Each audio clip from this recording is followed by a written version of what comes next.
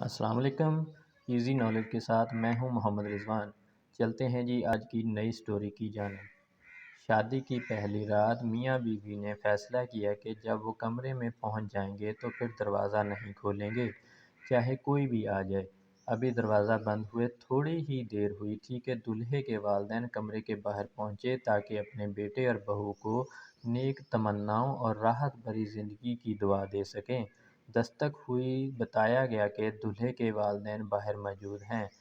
دولہا دلہن نے ایک دوسرے کی طرف دیکھا، باوجود اس کے کہ دولہا دروازہ کھولنا چاہتا تھا، اس نے اپنے فیصلے کو مد نظر رکھا اور دروازہ نہیں کھولا۔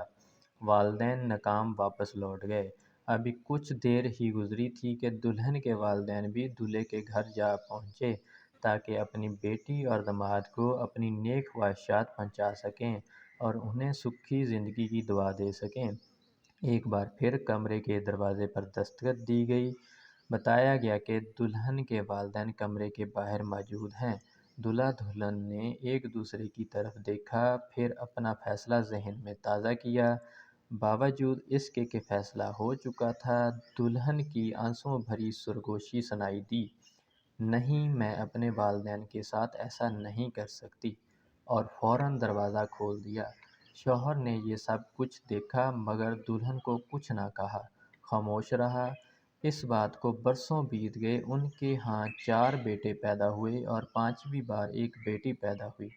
شوہر نے ننھی گڑیا کے اس دنیا میں آنے کی خوشی میں ایک بہت بڑی پارٹی کا اہتمام کیا اور اس پارٹی میں ہر اس شخص کو بلایا جسے وہ جانتا تھا، اور خوب خوشیاں منائی گئیں۔